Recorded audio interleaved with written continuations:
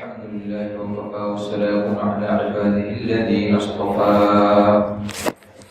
ونشهد أن لا إله إلا الله وحده لا شريك له ونشهد أن سيدنا ونبينا مولانا محمدا عبده ورسوله أما بعد فأعوذ بالله من الشيطان الرجيم بسم الله الرحمن الرحيم كيف يهدي الله قوما كفروا بعد إيمانهم وشهدوا أن الرسول حق وجاءهم البينات والله لا يهدي القوم الظالمين أولئك جزاؤهم أن عليهم لعنة الله والملائكة والناس أجمعين خالدين فيها لا يخفف عنهم العذاب ولا هم ينظرون صدق الله العظيم اللهم صل على محمد وعلى آل محمد كما صليت على إبراهيم وعلى آل إبراهيم إنك حميد مجيد اللهم بارك على محمد وعلى آل محمد كما باركت على إبراهيم وعلى آل إبراهيم إنك حميد مجيد আল্লাহ পাক রব্বুল আলামিন আমাদেরকে ঈশান নামাজ জামাতের সাথে আদায় করার পর কোরআনে কারিমে তাফসীর বসার সুযোগ করে দিয়েছেন। দিল থেকে শুকরিয়া আদায় করি আলহামদুলিল্লাহ। সূরা আলে ইমরানের 86 নম্বর আয়াত থেকে তেলাওয়াত করা হয়েছে। সূরা আলে ইমরানের 86 নম্বর আয়াত থেকে তেলাওয়াত করা হয়েছে। 86 থেকে 91 নম্বর আয়াত পর্যন্ত মোট 6 আয়াত সংক্ষিপ্ত আলোচনা হবে এবং 91 আয়াতের মাধ্যমে 3 নম্বর পারা শেষ হবে আলহামদুলিল্লাহ। 1 2 3 সূরা আলে ইমরানের 91 নম্বর আয়াত যেখানে শেষ, কোরআন কারীমের 3 নম্বর পারা সেখানে শেষ। আলোচনা লম্বা না, আগের আলোচনার সাথে অনেকটা মিল। আল্লাহ পাক রব্বুল আলামিন আমাদেরকে বলেছেন নবীর মাধ্যমে যে হে নবী আপনি বলে দিন, দুটি কথা তাফসীরে যে বিষয়গুলো গিয়েছে, দুটি বিষয় গুরুত্বপূর্ণ। একটা হলো ইসলাম ধর্মই কেবলমাত্র আল্লাহ পাকের কাছে গ্রহণযোগ্য, অন্য কোন ধর্ম আল্লাহ পাকের কাছে গ্রহণযোগ্য না। যদি কোন ধর্ম ইতিপূর্বে আল্লাহ পাকের কাছে গ্রহণযোগ্য হয়ে থাকে, কিন্তু আমাদের নবী মুহাম্মদ রাসূলুল্লাহ সাল্লাল্লাহু আলাইহি সাল্লাম আসার পরে ওই ধর্মগুলো বিধান রহিত হয়ে গিয়েছে। ওই ধর্মগুলোর বিধান সেই সময়ের জন্যই সংকলিত ছিল, ওই সময়ের জন্য সীমাবদ্ধ ছিল। যখন আমাদের নবী আলাইহিস সালাম আসলেন, কোরআন কারীম নাযিল করা হলো, তখন ওই ধর্মের কিতাব, ওই ধর্মের অনুসরণীয় আমল এগুলো রহিত। সুতরাং আল্লাহ পাক বলেন যে ইসলামই একমাত্র কবুল করা হবে। 85 নম্বর আয়াতে এই কথাই বলা হয়েছে, সূরা আলে ইমরানের 85 নম্বর আয়াত এবং 83 নম্বর আয়াতেও এই কথা বলা হয়েছে যে ইসলাম ছাড়া যদি কেউ অন্য কোন ধর্ম তালাশ করে তাহলে তার ওই ধর্মকে কবুল করা হবে না, আর সে আখিরাতে ক্ষতিগ্রস্ত হবে। এই আয়াতের মধ্যে দুনিয়াতে ক্ষতিগ্রস্তের কথা বাহ্যিকভাবে বলেননি আল্লাহ পাক। দুনিয়াতে হয়তো বা সে ভালো থাকতে পারে, দুনিয়া তার জন্য শান্তির জীবন হতেই পারে, কারণ হাদিসের মধ্যে রাসূল কারীম সাল্লাল্লাহু আলাইহি সাল্লাম বলেছেন আর দুনিয়া সিজনুল মুমিন ওয়া জান্নাতুল কাফির, দুনিয়াটা হলো মুসলমানের জন্য, মুমিনদের জন্য কয়েকখানা কারাগার। দুনিয়াতে মুসলমান পরাধীনতার মধ্যে থাকবে আর কাফেররা স্বাধীনভাবে জীবন যাপন করবে। আর পরকালে মৃত্যুর পর যারা ঈমান অবস্থায় আল্লাহর কাছে যাবে তারা স্বাধীন অবস্থায় উঠবে। আল্লাহ পাক তাদেরকে স্বাধীন জীবন, যে জীবনের শেষ নাই, জান্নাতি জীবন দান করবেন। অপরদিকে যারা বেঈমান অবস্থায়, কুফর অবস্থায় ইন্তেকাল করবে, তাদের এই ক্ষণস্থায়ী দুনিয়ার সাময়িক স্বাধীনতা বন্ধ হয়ে যাবে, আজীবন পরাধীনতা শিকলবদ্ধের মধ্যে সে পড়ে যাবে। এই জন্য আল্লাহ পাক বলছেন তারা ক্ষতিগ্রস্ত, আখিরাতে ক্ষতিগ্রস্ত। যারা অন্য ধর্মের মধ্যে চলবে, দুনিয়াতে তারা ক্ষতিগ্রস্ত হতেও পারে, নাও হতে পারে। এই জন্য অনেক সময় দেখা যায় অনেক অমুসলিম, অনেক কাফের খুব শান্তিতে আছে। অপরদিকে এটাও দেখা যায় যে অনেক মুসলমান কষ্টের মধ্যে আছে। আল্লাহ পাক রব্বুল আলামিন দুইটাকে, এই দুই ধর্মের মানুষ, একজন কাফের একজন মুসলমান, দুনিয়াতে শান্তির বিশেষ করে মানদণ্ড রাখেন। তবে আল্লাহ পাক মুসলমানদেরকে মনের শান্তি দান করবে। বাহ্যিক উপকরণ কম হবে, বাহ্যিক প্রয়োজনের বস্তু কম হবে, হতে পারে মনের শান্তি থাকবে। এর 1 নম্বর বিষয়। 2 নম্বর, আল্লাহ পাক বলেছেন যে হে নবী, আপনি বলে দিন আপনার পিছনে যত নবী রাসূলগণ দুনিয়াতে এসেছেন আপনার পূর্বে, সবাই সত্য নবী। সকলের নাম আল্লাহ পাক কোরআনে বর্ণনা করেননি, সবার নাম আল্লাহ পাক উল্লেখ করেননি, কিছু নাম উল্লেখ করা হয়েছে। সব নবীরাই সত্য নবী। আল্লাহ নবীকে আল্লাহ পাক শিখিয়ে দিয়েছেন, আপনি বলুন, মানে নবীজিকে আল্লাহ পাক বলতেছে, আপনি বলুন যে আমি আল্লাহর উপর ঈমান আনলাম, আমার উপরে যে কোরআন নাযিল করা হয়েছে তার উপরে বিশ্বাস করলাম। ইব্রাহিম আলাইহিস সালামের উপরে, ইসমাঈল আলাইহিস সালামের উপরে, এইভাবে বিভিন্ন নবীদের কথা বলে যত নবী রবের পক্ষ থেকে এসেছেন সকলকে নবী হিসেবে বিশ্বাস করলাম, এবং এটি ঈমানের একটি অংশ। আমানতু বিল্লাহি ওয়া মালাইকাতিহি ওয়া কুতুবিহি ওয়া রুসুলিহি। এই রসুল মানে সব নবী রাসূল। কিতাব বিশ্বাস করতে হবে, রসুলকেও বিশ্বাস করতে হবে। কোন একজন রসুলকে যদি কেউ অবিশ্বাস করে, যেমন মনে করেন মুসা আলাইহিস সালাম একজন নবী, দাউদ আলাইহিস সালাম একজন নবী, যদি কেউ বলে আমি দাউদ নবীকে বিশ্বাস করি না, অর্থাৎ তিনি যে নবী এটা আমি স্বীকার করি না, তাহলে তার ঈমান থাকবে না, ঈমান নষ্ট হয়ে যাবে। সকল নবী সত্যবাদী, সকল নবী হক, যাদেরকে আল্লাহ পাক নবী হিসেবে পাঠিয়েছেন, যারা সত্য নবী, সবার নাম আমরা জানি। এই জন্য উন্মুক্ত ভাবে বলে দেওয়া।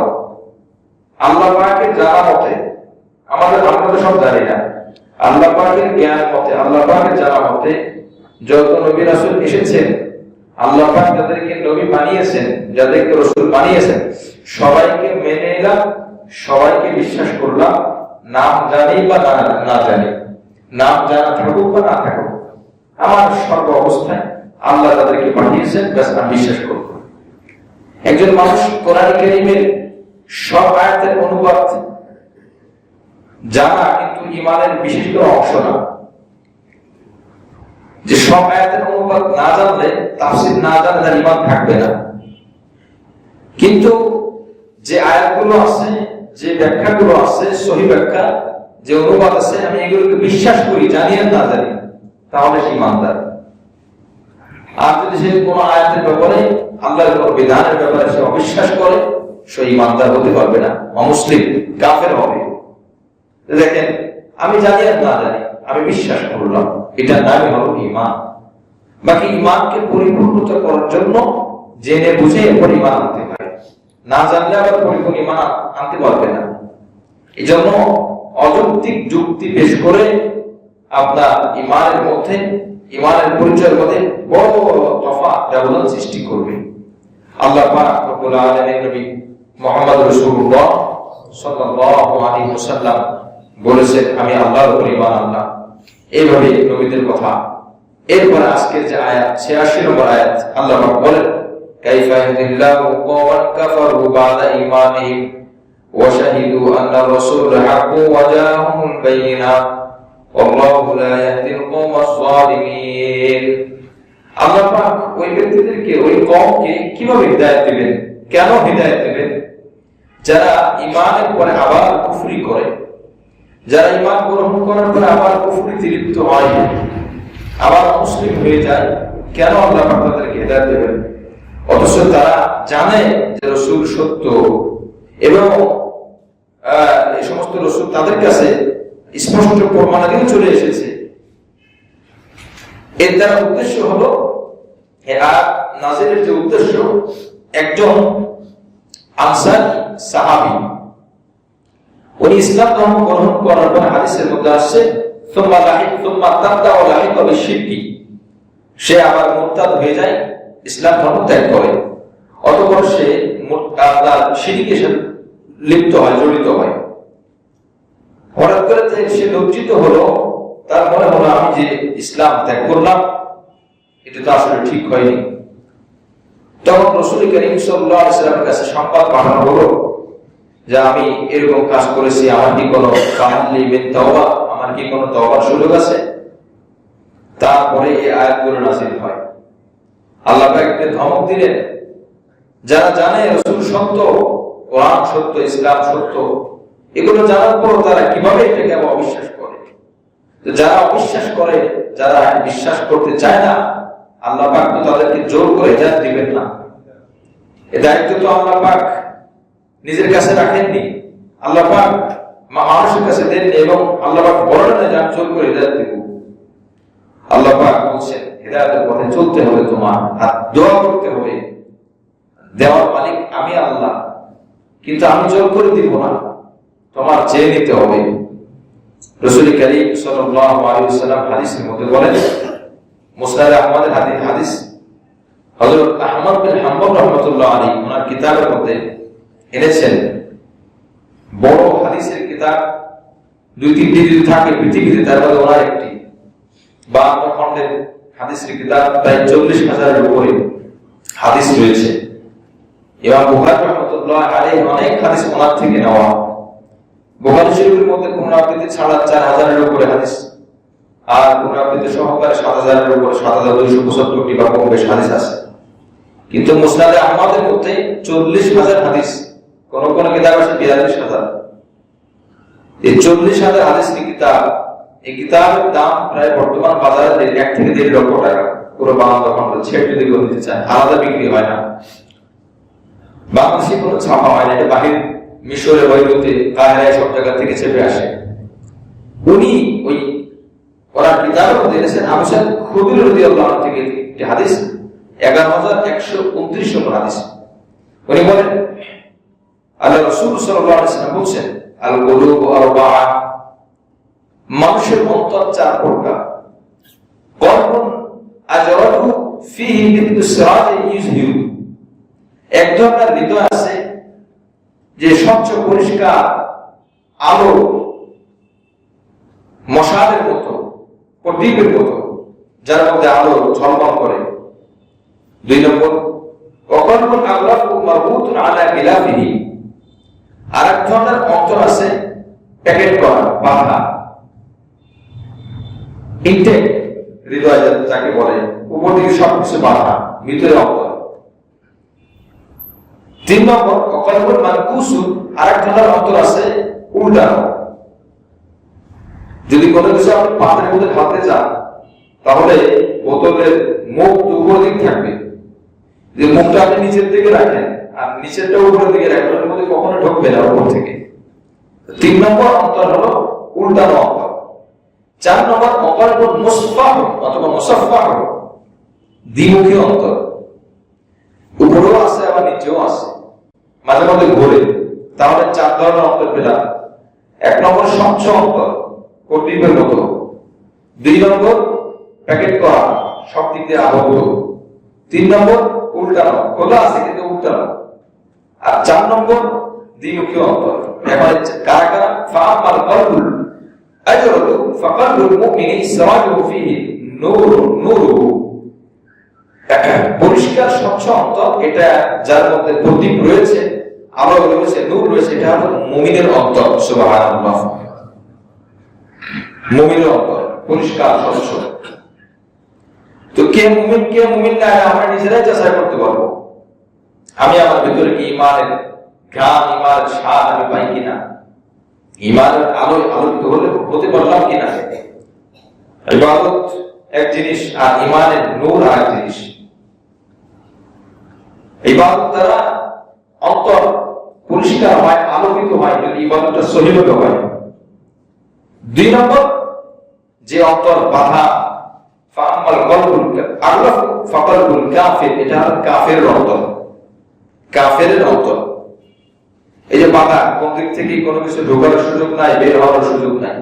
খাতামাল্লাহু আলা কুলুবিহিম ওয়া আলা সামঈহিম, আল্লাহ পাক বলেছেন কাফের অন্তরকে আমি মোহর মেরে দিয়েছি, কিছুই তার ভিতরে ঢুকবে না। 2 নম্বর। 3 নম্বর, আল্লাহ রাসূল বলে ওয়া আম্মাল কলবুল মানকুস, যেটা উল্টা অন্তর, ফাকালবুল মুনাফিক আরাফা সুম্মা আনকারা, যে অন্তরটা উল্টা, অর্থাৎ বোতলটা উল্টা, ভিতরে ঢোকে, যে কোনো ভাবে ঢোকে, ঢুকলে ঢুকতেই পারে কিন্তু ওটা থাকে না, ওটা থাকবে না, পড়ে যাবে। আপনি কোনোভাবে সিরিজ দিয়ে জিনিস দিক থেকে ঢোকা, পানি উপরে ঢুকবে, তেল তৈলাক্ত কোনো জিনিস থাকলে, তরল তৈলাক্ত জিনিস থাকলে ভিতরে থাকবে, কিছু উল্টা থাকলে আস্তে আস্তে ফোটা ফোটা করতে করতে পুরো পরিষ্কার হয়ে যাবে। তাহলে যার অন্তর উল্টা, ওইটা হলো মুনাফিকের অন্তর। এই অন্তর উল্টানো আছে, এই জন্য সে এই হক কথাগুলো শোনে কিন্তু শোনার পরে গ্রহণ করে না। এরকম একদল মানুষ আছে না? বহুত আছে, বহুত আছে, আমাদের মধ্যেও থাকে। আমরা বুঝি না, হক কথাগুলো শোনে, বুঝে, কিন্তু বড় মানে না। তাহলে মুনাফিক 2 ধরনের। এক ধরনের মুনাফিক হলো যারা আকীদায় মুনাফিক, তারা কিন্তু কাফের। আরেক ধরনের মুনাফিক হলো আমলে মুনাফিক, কাজে কর্মে মুনাফিক। আয়াতুল মুনাফিকে সালাসা, মুনাফিকের আলামত 3টি। ইদা হাদাসা কাযাবা, কথা বললে মিথ্যা বলে, গালিগালাজ করে, ওয়া ইদা ওয়া'দা আখলাফা, ওয়াদা করলে খেলাফ করে, ওয়া ইদা তুমিনা খানা, যখন কোনো কিছু আমানত দেওয়া হয় এটা খেয়ানত করে। এটা হচ্ছে 3টি পরিচয় মাত্র, অন্য হাদিসে আর অনেক আসছে। এই জন্য আমি এই কথাটা গ্রহণ করলাম, শুনলাম, জানলাম, কিন্তু মানলাম না। তাহলে চরিত্রের দিক থেকে এই বৈশিষ্ট্য কিন্তু আমারটা মুনাফিকের সাথে মিলে যায়, কারণ তারাও কিন্তু শোনে, তারাও জানে, কিন্তু মানে না, উল্টে দেয়। 3 নম্বর অন্তর। 4 নম্বর, ওয়া আল কলবু মুসাফফা, দ্বিমুখী। এটা কারা? ফাকালবুন ফীহি ঈমান ওয়া নিফাকুন, যে তার দিলের মধ্যে এই দ্বিমুখী। এই হিসাবে যে কিছু মানুষ এমন আছে, ঈমানও আছে আবার মুনাফিকও আছে, ঈমানও আছে আবার নিফাকও আছে। ফামিসলুল ঈমান ফীহি কামাসালিল বাকলা, আর ঈমানের বৈশিষ্ট্য কি? যদি সে ঈমানের বৈশিষ্ট্য হলো আপনার তরুলতার মতো, ঘাস ফসলের মতো, যদি পানি পায় তখন ওই ফসল আস্তে আস্তে বাড়তে থাকে, পানি পায় বাড়তে থাকে। যে কিছু মানুষ আছে ঈমান এবং নিফাকের মধ্যে চলতে থাকে, যদি ঈমানের বাতাস পায়, ঈমানের পরিবেশ পায়, ঈমানের সাথে মিলতে থাকে, তখন আস্তে আস্তে তার ঈমান কি হয়? বাড়তে থাকে, গাঢ় হয়, মজবুত হয়। ওই যে পানি পাইছে, গাছ আছে কিন্তু গাছের গোড়ায় পানি নাই, গাছ শুকিয়ে যাবে। পাতা আছে, লতা পাতা আছে, গোড়ায় পানি নাই, শুকিয়ে যাবে। তার রূহ না, রূহ টিকে থাকবে না পানি না দিলে। আর কামাসালিল কলব ইয়াবুতুহাল মাউ আত-তাইয়্যিব, ভালো পানি তাকে আস্তে আস্তে বৃদ্ধি করে।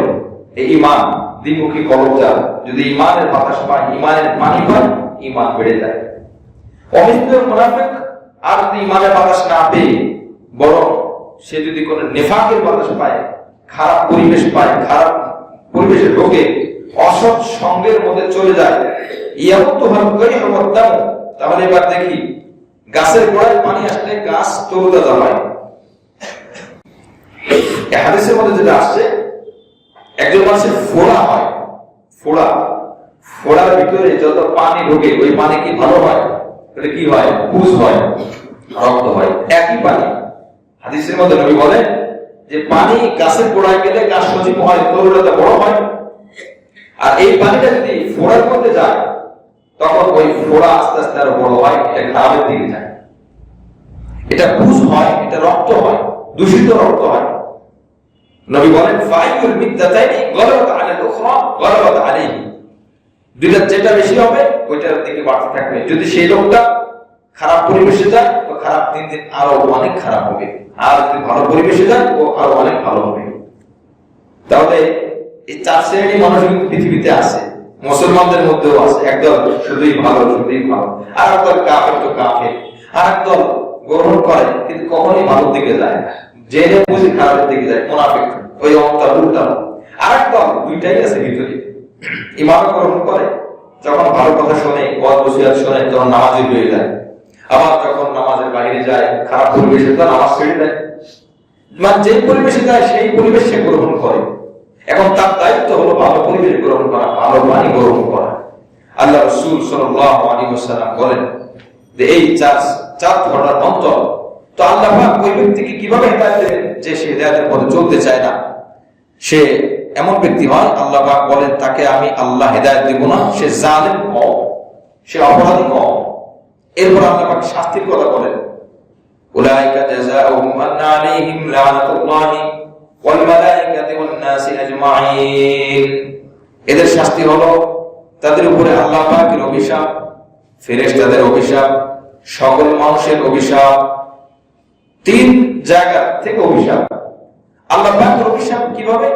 আল্লাহ পাক লানাতুল্লাহ যত জায়গায় বলা হয়েছে কোরআন কারীমে, এর উদ্দেশ্য হলো যে লানাতুল্লাহ মানে হলো আল্লাহ পাক যাকে আখিরাতে কোনো কিছু দিবেন না, যাকে বঞ্চিত করে দিবেন। আর যদি লানাত অভিশাপটা মানুষের পক্ষ থেকে হয়, ফেরেশতার পক্ষ থেকে হয়, অভিশাপকে শুধু মুখ দিয়ে দেওয়া লাগে, অন্তর থেকেও তো আসতে পারে, অন্তর থেকেও তো আসে অভিশাপ। এই জন্য মুখেরটা ধরতে না অনেক সময়, আবার অনেক সময় মুখেরটা যাচাই বাছাই করি। মুখেরটা বললে তো হবে না।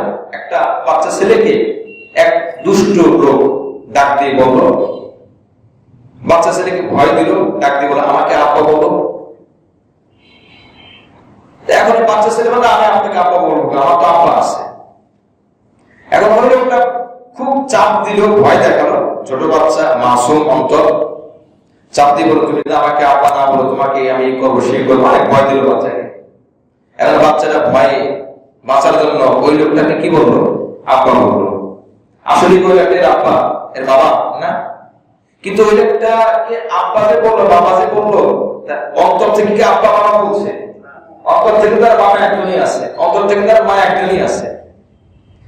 মুখ দিয়ে বাবা বলছে আর অন্তর দিয়ে কিন্তু গালিও দিছে।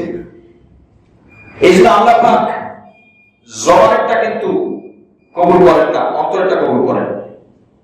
যদি আপনি বলেন জবানেরটাই গ্রহণযোগ্য, তাহলে পৃথিবীতে যারা বোবা আছে, কথা বলতে পারে না, এদের তো কোনো দোয়া করার সুযোগ নেই। এরা কি কথা বলতে পারে? তাহলে এরা দোয়া করার প্রয়োজন আছে না? এরা দোয়া করে কিভাবে? এই জন্য এই বিষয়টাও খুব খেয়াল করা। দোয়ার কাজ যখন আপনি করবেন, দোয়া আপনার চাওয়া লাগবে না, চাইলেও তা, না চাইলেও তাই।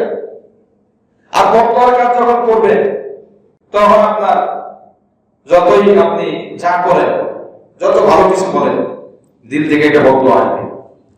এই জন্য হাদিসের মধ্যে আসছে যে যে নির্যাতিত, যে ব্যক্তি জুলুমের শিকার, তার মধ্যে বলা দরকার হয় না ইহতাসাউর রহমান, সে বলে আল্লাহ আমার ভাই, আমার অমক আমাকে কষ্ট দিছে, আপনি দেখেন। এটা মুখ দিয়ে বলা লাগে না, অন্তর থেকে বললেই হয়।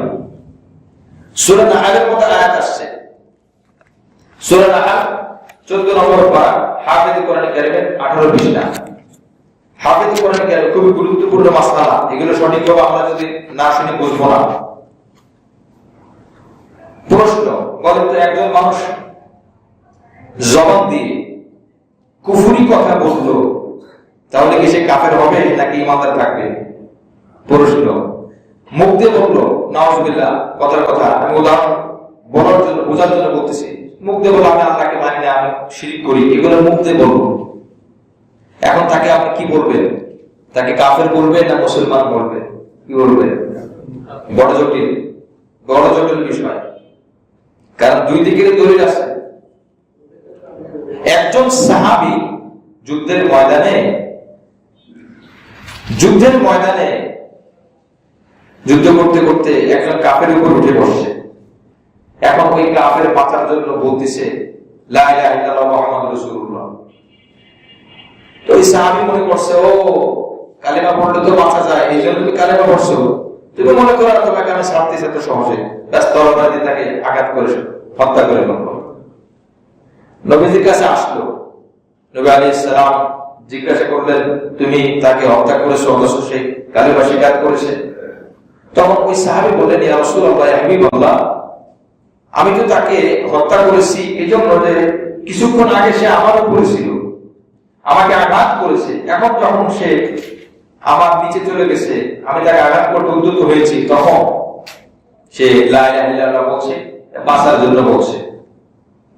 তখন নবী সাল্লাল্লাহু আলাইহি ওয়াসাল্লাম বললেন, ফাল্লা শাকাত্তা কলবাহু, তুমি কি তার অন্তরটা, তুমি তার বুক ফেড়ে দেখেছো? বাঁচার জন্য বলছে না সত্যিই বলছে? এটা কে বলছেন? নবীজি বলছেন। কেন তুমি এমন অবস্থায় তাকে হত্যা করে, যে অবস্থা সে কালিমা স্বীকার করছে? নবীজি কিন্তু বলছে তুমি অপরাধ করছো। জবাব দিয়ে সে বলছে, তার মানে বোঝা গেল জবাবের একটা কি আছে, মূল্যায়ন আছে না? কিন্তু এখন প্রশ্ন হলো, আমি যে আগে এখন বলবো তার আগে প্রশ্নটা হলো, একজন ব্যক্তি অনুরোধ করলো, আমি আল্লাহকে মানি না, আল্লাহকে শিরক করি, নাউযুবিল্লাহ, বলো, তাহলে তাকে কি ধরা হবে? সেই হিসাবে তাকে কাফের ধরা হবে। কথাটা আপনারা বুঝতেছেন? একজন ব্যক্তি বলে লা ইলাহা ইল্লাল্লাহ মুহাম্মাদুর রাসূলুল্লাহ, তাহলে নবীজি বলেন তাকে হত্যা করো না। আরেকজন ব্যক্তি যদি বলে আমি কুফরি করি, তাহলে তো সে কাফের ধরার কথা। এবার দেখেন আয়াতের মধ্যে কি আসছে। আমি যে ঘটনাটা, যে মুখ আর অন্তর এটা মূল বিষয় না, আমি যেটা বলতেছিলাম শিরোনামটা মাথায় রাখবো, যে দোয়া মুখের বিষয় না, দোয়া অন্তরের বিষয়। এটা মনে রাখবো, দোয়া কোন জায়গার বিষয়? অন্তর। এটাকে আমাদের বিশ্বাস হয়। আপনি আমাকে অনেক উপকার করলেন, আমার বিপদে আপনি মনে করেন আমার বড় একটা বিপদ ছিল, কথার কথা আমার 50,000 টাকা আমার পকেটে আছে, ধার করে নিয়ে আসতেছি আমি, এই টাকা আমি চিকিৎসার জন্য ব্যয় করবো। কথার কথা আমার কোন নিকট আত্মীয় হসপিটালে ভর্তি, প্রতিমধ্যে আমার 50,000 টাকা হারিয়ে গেল। হসপিটালে গিয়ে দেখে আমার টাকা নাই, একান্ত ধার করা টাকা, আবার এদিকে চিকিৎসার জন্য, দুই দিক দিয়ে একটা বড় অসুবিধা, পেরেশানি। তখন আমি ফিরলাম, দেখি ওই পথে কোথাও পড়ে গেছি কিনা, কোথাও পাই না। হঠাৎ করে দেখলাম এক লোক দাঁড়িয়ে আছে, যার কাছে যায় জিজ্ঞেস করলাম। একজন লোককে বললাম, ভাই আমার এরকম কিছু টাকা গেছে, আপনি পাইছেন কিনা, অঙ্কে পাইছেন কিনা? সবাই বলে না। একজন লোক বললো, না আমি পাইছি। কত টাকা? প্রমাণ দেন যে আপনার টাকা। বলে, ভাই এত টাকা আমি ধার করে আছে, হসপিটালে যাবো, এই প্যাকেটে এরকম।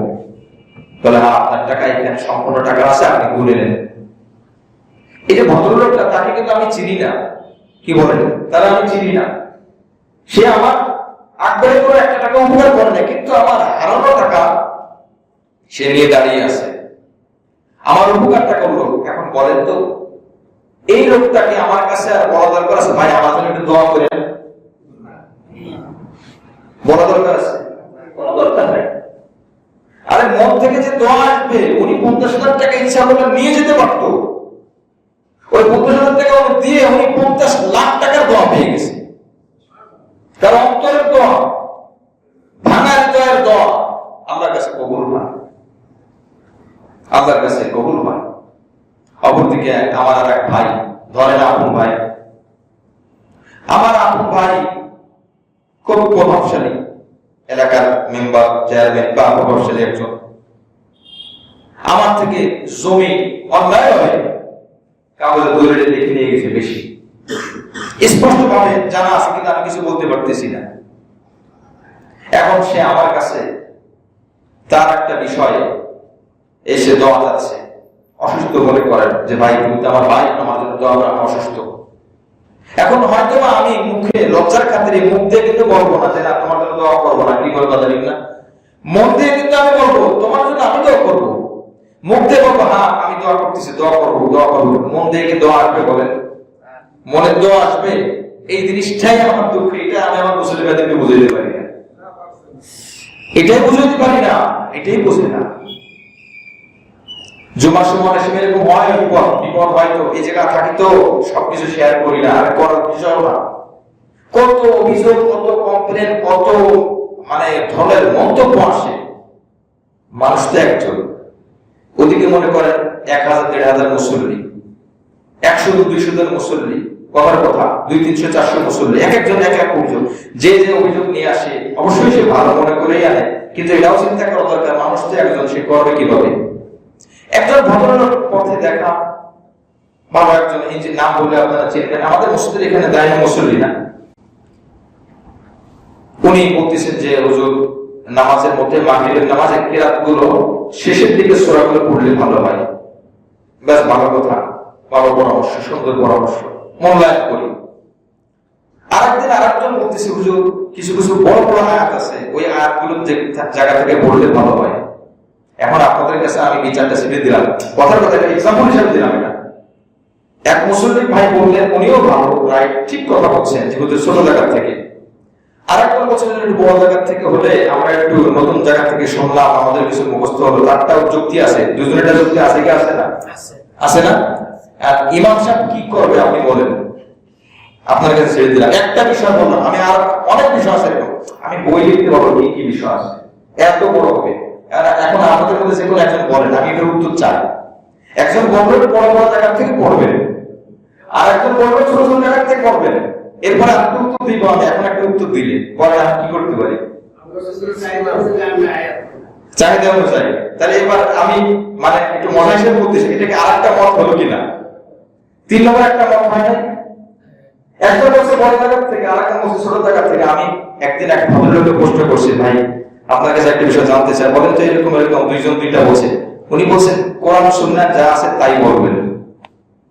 এখন কোরআন সুন্নাহকে নির্দিষ্ট করে বলা না যে মাগরিবে কোনটা পড়তে হবে, তাহলে মত হলো কয়টা?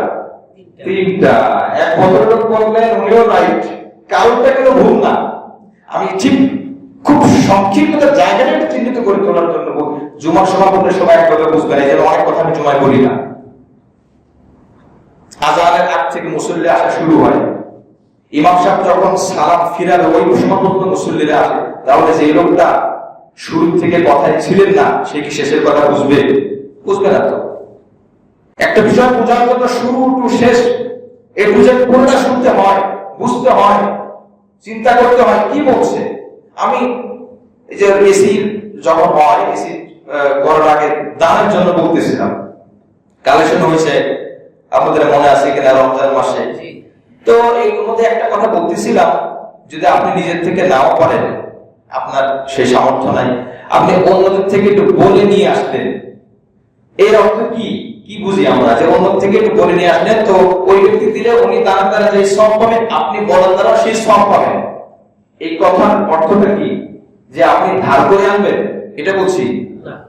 আরেকজনকে বলে উৎসাহিত করে আনবেন, এভাবে বলছি যে আরেকজনকে বলে যে আপনি আনেন, তো উনি দানের দ্বারা যে সওয়াব পাবে। যখন বললাম উনি দান, তখন তো ঋণ বোঝায় না, তো উনি দানের দ্বারা যে সওয়াব পাবে, আপনি বলার দ্বারা সেই সওয়াব পাবেন। কথা কিন্তু স্পষ্ট। ঠিক কয়েকদিন পরে এক ভদ্রলোক, যুবকরা, বেশি বৃদ্ধ না, 2-3 তলা থেকে আসলেন, হুজুর আপনি বললেন একটা মাসআলা জানতে চাই। কি মাসআলা? যে আপনি বললেন দান যদি কেউ নাও করতে পারে, অন্যের থেকে এনে দিতে হবে, তাহলে হুজুর দান করার জন্য কি ঋণ করা সহি হবে? কথাটা কি বুঝছেন নাকি না? এর বহুত বিষয় আছে, এই কাতারগুলো থেকে কথাগুলো ওইভাবে বুঝে আসে না। এখন কথা হলো, যিনি বলতেছেন তার একটা উদ্দেশ্য, আপনি শুনতেছেন, আপনি আরেকটা বুঝে গেলেন। বুঝতেই পারে, স্বাভাবিক, অন্য মনস্ক ছিল, হতে পারে, অথবা বক্তাও ভুল বলতে পারেন, হতে পারে, অথবা আপনার বক্তা এক জায়গায় জান্নাতের কথা বলতে জান্নাত বের হয়ে যেতে পারে। বাহির থেকে যিনি আসছেন, উনি আসছেন পরে, হতেও পারে উনি পরেরটা শুনছেন। এই নানাবিধের কারণে মসজিদের জুমার মান অনেক কথা বলা যায় না, কিন্তু বলা দরকার, কিন্তু বলা তো যায় না, উপকার থেকে ক্ষতি বেশি হবে। এই জন্য অনেক কথা আমি তাফসিরে শেয়ার করি, বিষয়গুলো উপলব্ধি করেন। আমি এক ইমাম বলেন, ইমাম সমাজ, পুরো আলেম সমাজ, শুধু ইমাম বলে না। একটা কিতাব আপনি আনবেন, একজন পড়বেন, নানাবিধ ব্যাখ্যা দেবেন। এখন আপনি বলেন, একজন বললো যে বড় জায়গা থেকে পড়বেন, আর একজন বললো ছোট ছোট থেকে পড়বেন, আর একজন বললো কোরআন সুন্নাহতে পড়বেন। আপনি বলেন কোনটা আমি করবো? এক কাঠ করে দাঁড় করে দিলাম, সমাধান দিয়েছি। এখন বলেন এটার কি কোনো সমাধান আছে? কি সমাধান দেবেন? হ্যাঁ, এখন যদি ছোট জায়গা থেকে পড়ি, যিনি বড় জায়গা, উনি মনে মনে একটু কষ্ট পাবেন, রাগ করবে না। আমি বললাম বুঝে কথাটা শুনলো না, কি এতটুকু মনে আসতে পারে কি পারে না, যেহেতু সে তো মানুষ। আবার যদি ইমাম বড় জায়গা থেকে পড়ে, এটা তো খুবই সহজে বললাম, এর থেকে জটিল জটিল কঠিন কঠিন বিষয়ও আছে, যেগুলো সম্মুখীন হতে হয়। এই জন্য আমরা ওই জায়গা থেকে বুঝি না, আমরা একসাথে এই কথা বলতে পারি, বলে যাবেন করবেন, এটা করবেন সেটা করবেন, ভাই বহু পরামর্শ দেওয়া যায়। আপনি এখানে এসে এক সপ্তাহ, আমি বলছিলাম কোন এই জায়গায় খুব অনেক গণ্যমান্য ব্যক্তি ছিলেন, তাহলে বলছে আমি এক সপ্তাহ টাইম দেবো, আপনি এর মধ্যে করেন, এক সপ্তাহের মধ্যে আমি অভিযোগ দায়ের করবো, আপনি এটা জবাব দিবেন। বাংলাদেশের মানে সর্বোচ্চ শিক্ষিত করে আমি চ্যালেঞ্জ করে বলি, দেখেন কোরআন সুন্নাহ যুক্তির বিষয় না, কি বল কথা ঠিক কিনা? যার জ্ঞান পরিমাণ নাই সে যুক্তি দিয়ে বহুত কিছু দিতে পারে, আসমানকে জমিন বলতে পারে, জমিন না আসমান বলতে পারে, কিন্তু যার কাছে কোরআন সুন্নাহ আছে সে উল্টো পাল্টা বলতে পারে না, এটা যুক্তি দিয়ে হয় না। এখন কি বলবেন যদি বড় জায়গা থেকে বলা হয়? যিনি বলছেন ছোট জায়গা থেকে হুজুর ছোট ছোট সূরা পড়লে আমার মুখস্থ হয়, উনি একটু আফসোস করবে, হুজুরকে বললাম হুজুর শুনলো না, এতটুকু আসবে কি আসবে না? দুই জায়গার বাহিনীতে ইমামের যাওয়ার কোনো সুযোগ নাই। এখন বলেন ইমাম তো একজন মানুষ না ফেরেশতা? মানুষ না, এখন সে কোথায় যাবে? এবার অবস্থা হয়েছে কি জানেন? বললে মায় মার খায়, না বললে বাপের নাম খায়, এর অবস্থা। এরা আলেম শুধু ইমাম না, আলেম সমাজ। কিন্তু দুঃখের বিষয় হলো মুসলিম ভাইরা বুঝতো জিনিসগুলো, প্রত্যেকটা জিনিস ওই অবস্থান থেকে চিন্তা করতে হয়, বিপরীত জায়গা থেকে চিন্তা করে কোনো সিদ্ধান্ত নেওয়া যায় না। তখন হাসতে মনে চাবে, একজন মানুষ দুর্দশাগ্রস্ত মানুষ, তার জায়গা থেকে যখন আপনি ভাববেন তখন আপনার মধ্যে কিছু অনুভূতি কাজ করবে, কিছু বিষয় বুঝে আসবে, অন্যথায় বুঝে আসবে না। এখন বাপ খুব রাগী, প্রায় সময় বাপ মাকে মানে স্বামী তার স্ত্রীকে বকাঝকা করে, মারধর করে। বাপ পছন্দ করে অনেক টাকা দিয়ে ইলিশ মাছ কিনে আনছে, বেশি সম্পদশালী না, ইলিশ মাছ সুন্দর করে মা রান্না করছে, রান্না করে ঝোল সামনে রাখছে, তরকারি সামনে রাখছে। কুকুরের মনে চাইছে, কুকুর এসে গ্রামগঞ্জের বাড়ি ঘর মনে করে চুমুক দিছে, মুখ লাগাইছে, কিছু তরকারি কিছু মাছ খাইছে। বলেন তো এই তরকারিটা কি এখন হারাম আছে নাকি হালাল? হারাম না নাপাক না? দেখছে শুধুমাত্র ছেলে, বাবাও দেখে নাই, মাও দেখে নাই। এখন ছেলে বসে বসে চিন্তা করতেছে বলবো নাকি বলবো না। যদি বলি আব্বা এই তরকারি খেও না, আব্বা বলবে কেন? আমি বলবো আব্বা এই তরকারিতে কুকুরের মুখ দিয়েছে, সুতরাং খাওয়া যাবে না। তখন আব্বা খেপে যে মায়ের উপরে চড়াও হবে, বলবে ঘরের মধ্যে থেকে করোটা কি, তরকারিটাও পাহারা দিতে পারবো? আমি তো মসজিদের মধ্যে বলে আমার ভাষায় বললাম। তাহলে মার পিঠ আর লাঠি আলাদা হতে আর বাকি থাকবে না, এক জায়গা হবে। আর যদি আমি চিন্তা করি না মাকে বাঁচাবো, মানে সুখ থাকবো, তাহলে বাপ কি খাবে? ঠিক এই জায়গা হলো আলেম সমাজ, এই জায়গা হলো আলেম সমাজ। এই জন্য ভাই আমি যেটা বলতেছিলাম, অনেক সময় অনেক কিছু যা দেখা যায় না কিন্তু তা হয়, আবার অনেক কিছু দেখা যায় তা হয় না। আপনি কথা দিয়ে সবকিছু বিচার করতে পারেন না, আপনি জবান দিয়ে সবকিছু বিচার করতে, ও আমার জন্য খুব দোয়া করতেছে, দিলের বিষয়টা আল্লাহ ভালো জানে। আমার জন্য তো দোয়া করলো না, দিলের বিষয়টা আল্লাহ ভালো জানে।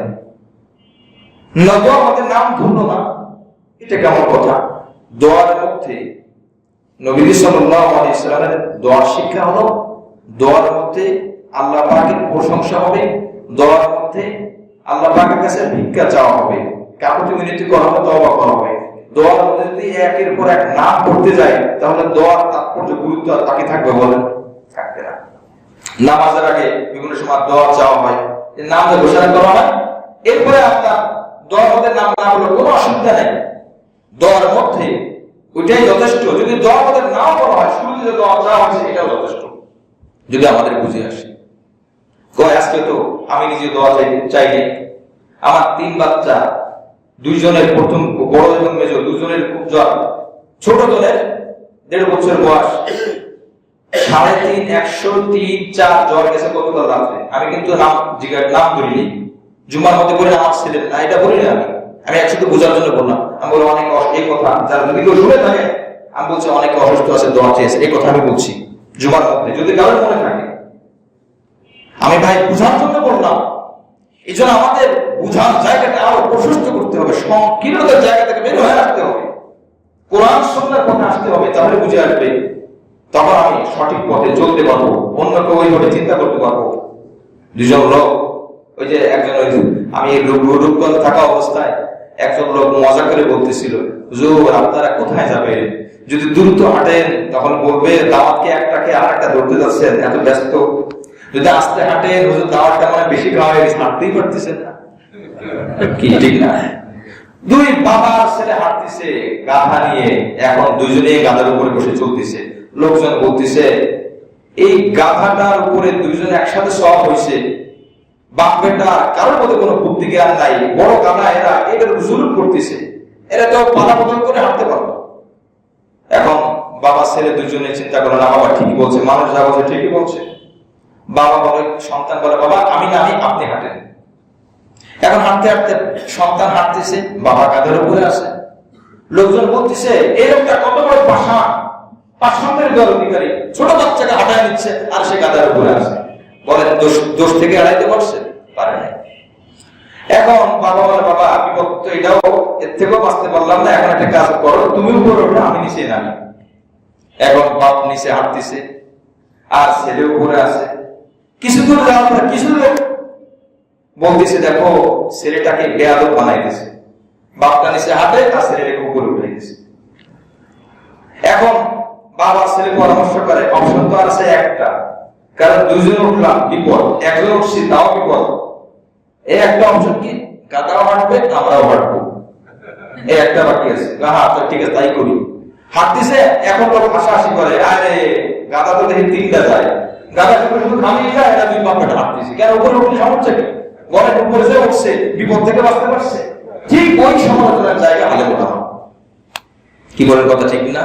হ্যাঁ, সব কথাগুলো ঘটনা দিয়ে বোঝানো যায় না, একরকম বোঝানো যায় না, সব পরিবেশ থাকেও না। যেহেতু কথা চলে আসে তাই বললাম। আল্লাহ পাক রব্বুল আলামিন বলেন উলাইকা জাযাউহুম আন্না আলাইহিম ও মান কাফার, যে ব্যক্তিকে বাধ্য করা হয়, আমি যে কথা বলতেছিলাম দিল এবং জবান এই কলব ভিন্ন, একটা মানুষকে মনে করেন বাধ্য করা হয়েছে তোমাকে হত্যা করব, তুমি হয়তো বা কুফরি শব্দ মুখ দিয়ে বলো। একটু আগে আমার মাসলা জানছি, কুফরি শব্দ মুখ দিয়ে বললে কি ইমান থাকে? কালিমা যদি মুখ দিয়ে বলে তাহলে সে ইমানদার। ওই সাহাবীর ঘটনা নবীজি বলছেন কেন তুমি তাকে হত্যা করলে, তাহলে বুঝা যায় কুফরি শব্দ মুখ দিয়ে বললে ইমান থাকে না। এই আয়াতের মধ্যে বলা হয়েছে যদি কাউকে বাধ্য করা হয় আর সে ইমানের উপর থাকতে চায়, তখন বলছে যে তুমি যদি ইমান বিচ্ছিন্ন না করো, কুফরি শব্দ না বলো, তোমাকে হত্যা করবো। আল্লাহ পাক তখন একটা অপশন দিয়ে দিলেন, হে বান্দা তুমি তার হাত থেকে বাঁচার জন্য, আত্মরক্ষা করার জন্য মুখ দিয়ে কুফরি শব্দ বলবে, কিন্তু অন্তরে আল্লাহর প্রতি পরিপূর্ণ বিশ্বাস ঠিক থাকবে, তাহলে তুমি মুমিন। সুবহানাল্লাহ। তাহলে এবার বুঝেন দিল এবং জবান কি এক নাকি ভিন্ন? মান কাফারা বিল্লাহি মিন বাদি ঈমানিহি, যে ব্যক্তি ঈমানের পরে কুফরি শব্দ বলল, ইল্লা মান উকরিহা ওয়া কলবুহু মুতমাইন্নুন বিল ঈমান, তাকে বাধ্য করা হয়েছে কুফরের উপরে আর তার অন্তরটা ঈমানের উপরে আশ্বস্ত, তার অন্তরটা ঈমান দিয়ে পরিপূর্ণ, কিন্তু বিপদে পড়ে জবান দিয়ে কুফরি শব্দ বলছে, না হলে বাঁচার উপায় নাই।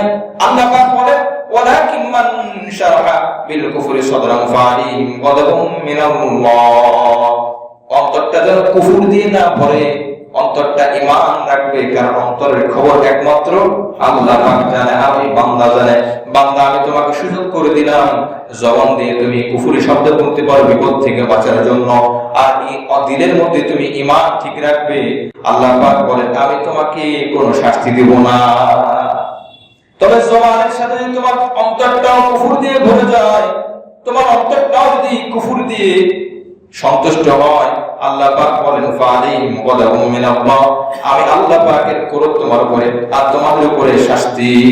আল্লাহ পাক বলেন খালিদিনা ফিহা, যারা হেদায়েত পাওয়ার পরে হেদায়েতের পথে চলবে না, হেদায়েতকে তরক করবে, গুমরাহ পথে চলবে, হক কথাগুলো বোঝার পরে আমল করতে পারবে না, ভুল পথে চলবে, কুফরি পথে চলবে, আল্লাহ পাক বলেন তারা স্থায়ীভাবে জাহান্নামে থাকবে। লা ইয়াখাফু আনহুমুল আযাব ওয়া লা হুম ইনজারুন, আল্লাহ পাক তাদের আযাবকে লাঘব করবে না, হালকা করবে না, আর তাদের কোনো সুযোগও দেওয়া হবে না, এদের স্থান শুধুই জাহান্নাম। আচ্ছা, এবার কোথাও কোনো অপশন আছে কিনা? অপরাধ তো করেই ফেলছি, কুফরি করে ফেলছে, কোনো অপশন আছে কিনা? আল্লাহ পাক অপশন দিলেন, ইল্লাল্লাযীনা তাবু, 89 নম্বর আয়াত, ইল্লাল্লাযীনা তাবু মিন বাদি যালিকা ওয়া আসলাহু, যারা তওবা করবে এবং সংশোধন হবে, তওবা করবে, ইস্তিগফার করবে, আর বলবে আল্লাহ আমি আর করব না, আর আসলে সে করে না, অর্থাৎ ঈমানের উপরে আছে, আগে কুফরের উপর ছিল, এবং সত্য কথা বলে, আগে মিথ্যা কথা বলতো, এখন হালাল পথে চলে, আগে হারাম পথে চলতো, আল্লাহ আমি মাফ চাই, আমি আর করব না, এবং ভালো কাজের উপরে সচেতন থাকে। আল্লাহ পাক বলেন ফাইনাল্লাহু গফুরুর রহিম, আল্লাহ বলেন আমি আল্লাহ ক্ষমাশীল এবং আমি আল্লাহ দয়াময়।